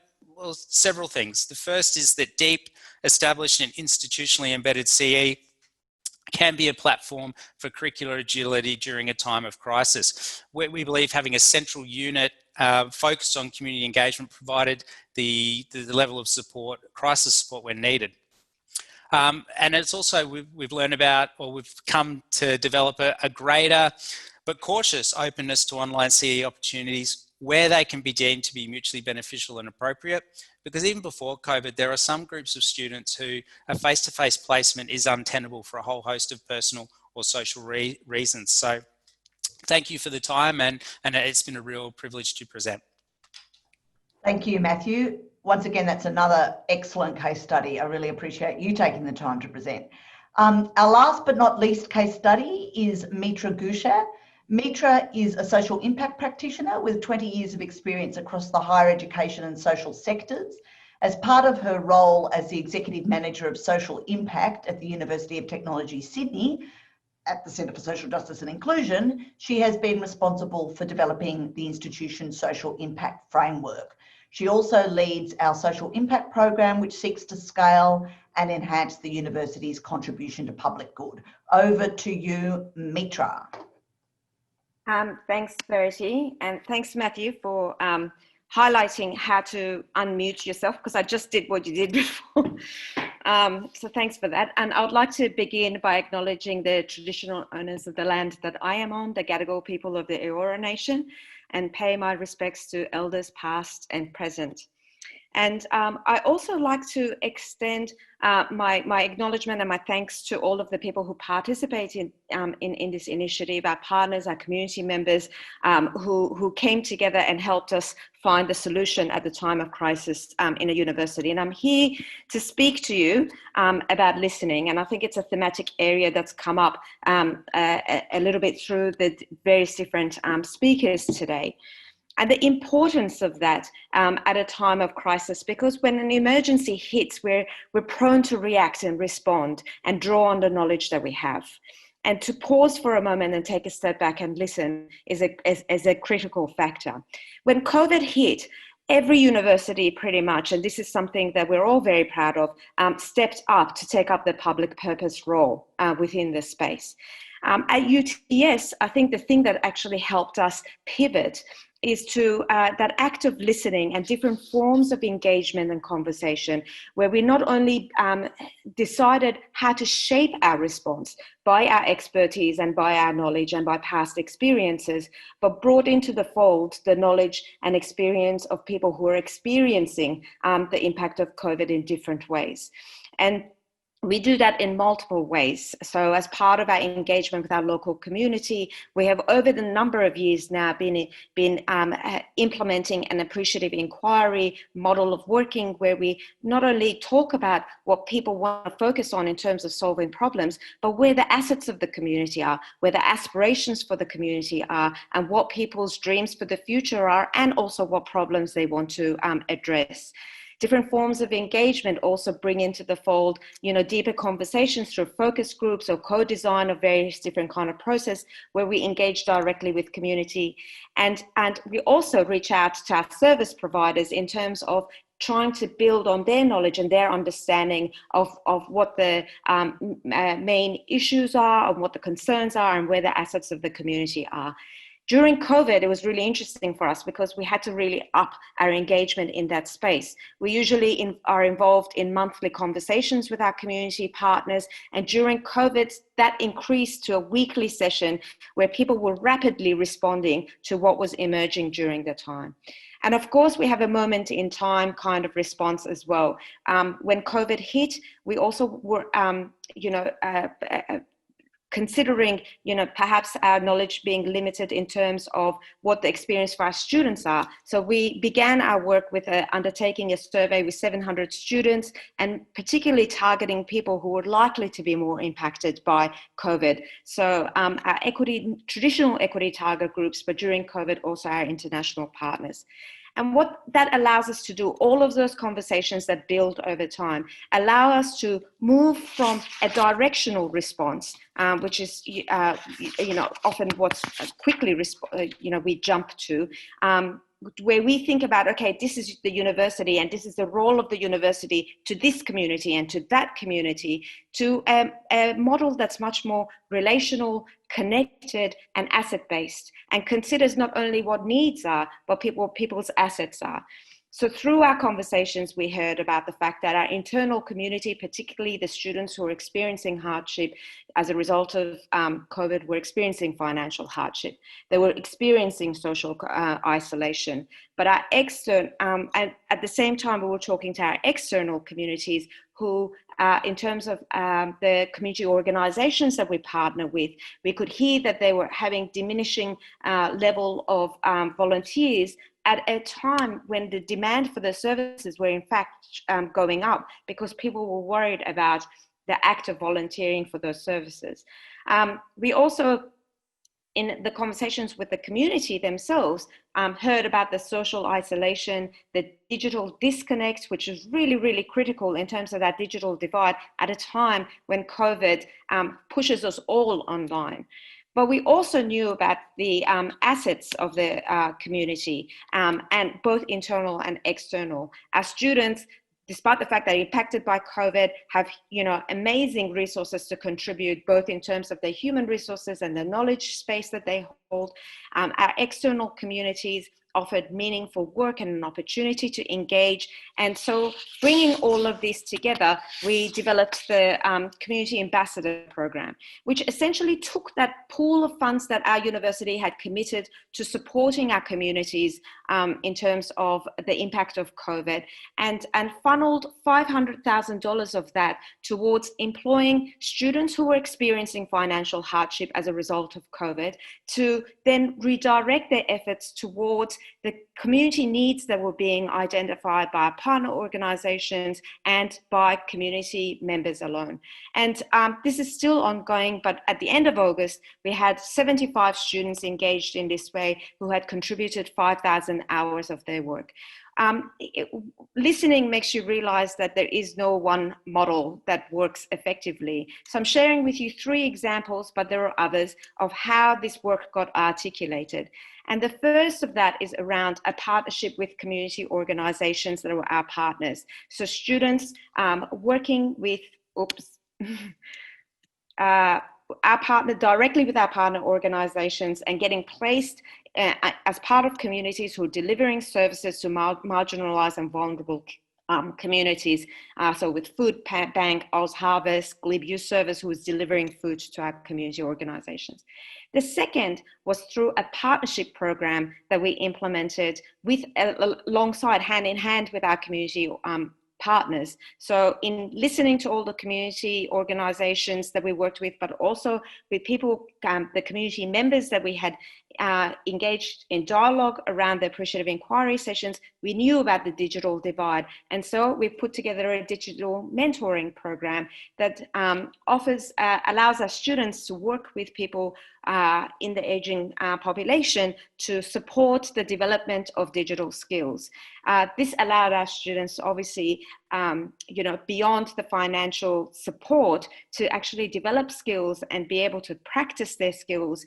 But also it brought incredible impact for the local community. So a project that began over a 10-week period with, let me just show you how to do text. Here's where the text app is, to, hey, this is how you can use the health app. And so it resulting in our mentee actually walking more so that he can track his walking distance. It adds to physical well-being, mental well-being.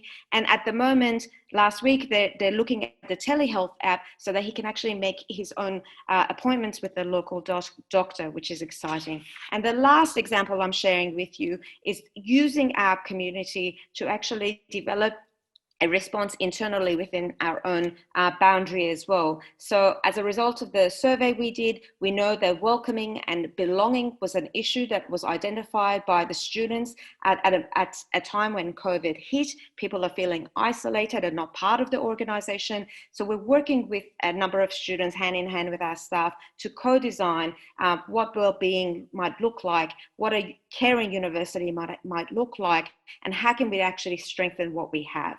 I'm just going to stop there and hand back to you. Thanks. That was fantastic, Mitra, and I hope you've really enjoyed. I know I have those case studies of really interesting, innovative practice during times of COVID. I particularly I just really liked the capacity to be so agile and innovative in times of also decreasing resources. So congratulations to all of you. Now, we have unfortunately run to time. But what I have said to our eager questioners in the Q&A, if the panelists could just stay back a little bit longer and just answer those questions in the Q&A, you could just type in your answers. That will enable everybody else to leave the call at this time. So thank you very much to everybody. Thank you for all of those who joined us today. It's been a really wonderful session and we look forward to seeing you soon. And if you want to wait for your answer to be typed in, just stay online for a little bit and our panel will deal with you. Thanks very much, everyone. See you soon. Thanks, Verity.